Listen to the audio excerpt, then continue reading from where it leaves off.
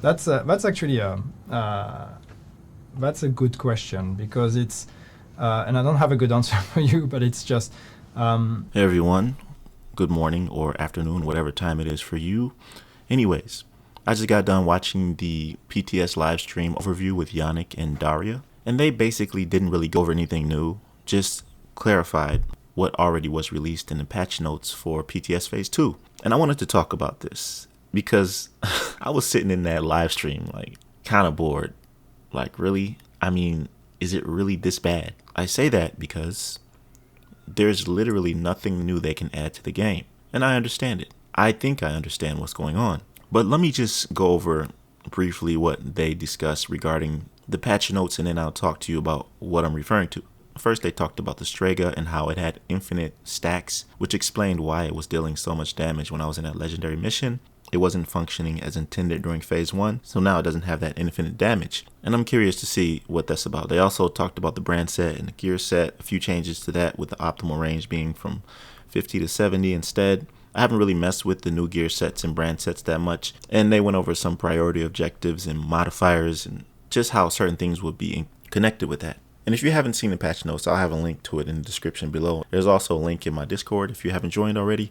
Anyways, what I want to talk about is the fact that there's nothing really happening right now. And one thing is that for the first time in the history of the Division seasons, this one I think is going to be extended for 5 months instead of 3. So they're really kind of milking everything, trying to slow everything down to just pace themselves, because behind the scenes there are things going on. Even though Ubisoft is in a firestorm of crisis at the moment, you know what's going on, I know what's going on, but behind the scenes it seems as though they're still making progress with certain developments, because Assassin's Creed is not the Division, Star Wars is not the Division. This franchise is different entirely.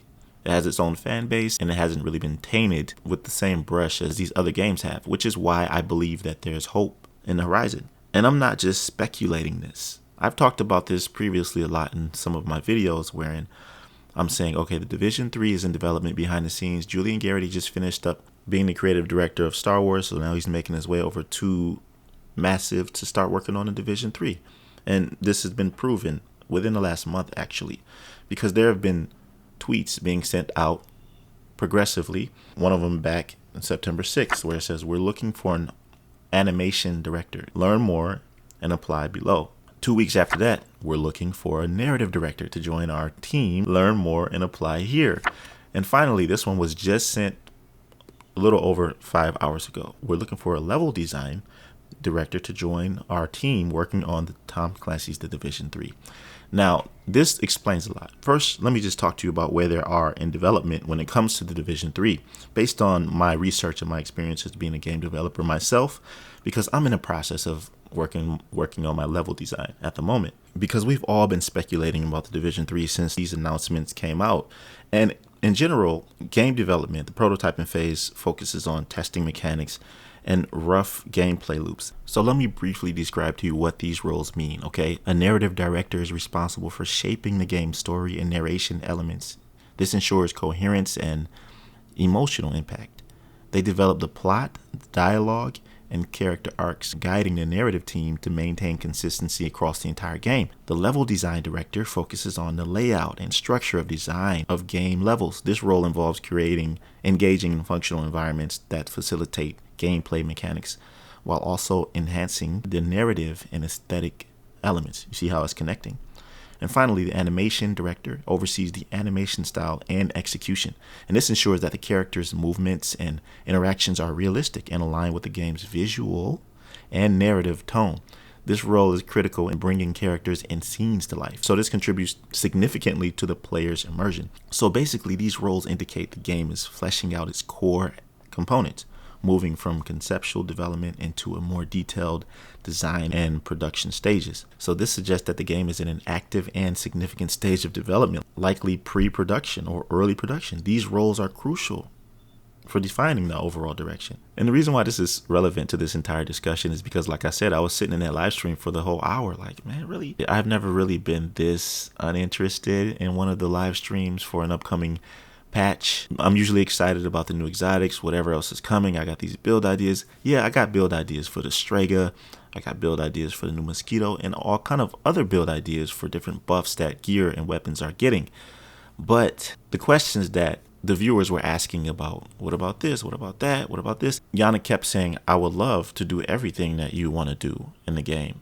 I wish I had 500 developers working on the game so we could bring everything to life. But the reality is that they have budgets, they have other things going on behind the scenes. And there are a lot of things that he could not say. That's a good question, because it's, and I don't have a good answer for you, but it's just, we need to, like, just because we don't do something doesn't mean that we don't like it or we don't think it should be added to the game. There's a million things we would like to do with the game.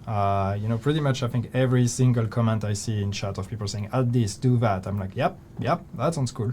And that's why there's a lot of things. So we need to prioritize with the time we have, with the budgets we have, with what we think is best for the game, what is the most urgent to do right now, what's going to help us the most in the long run. Sometimes we prioritize things for a specific type of players, other times we prioritize other things.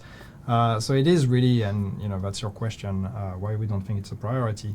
Well, it's just because right now we have other priorities. But once again, that doesn't mean we don't want to do it.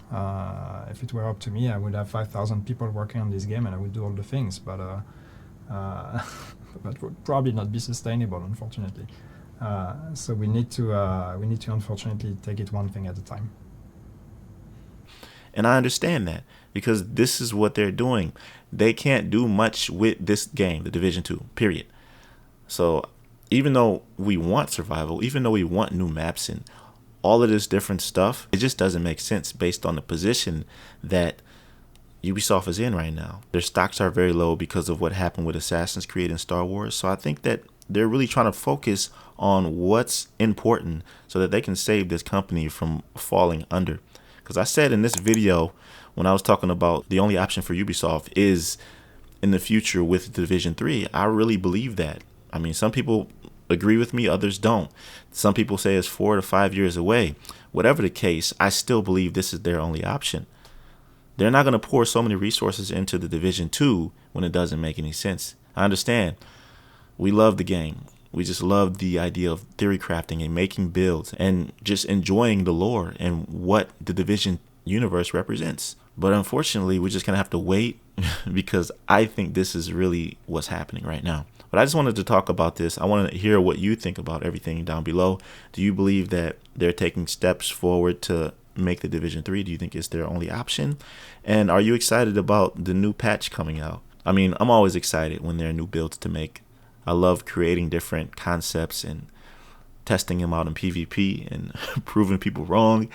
I just love the whole idea around it. But if you like this conversation and like the video, and don't hesitate to subscribe to my channel if you feel inclined.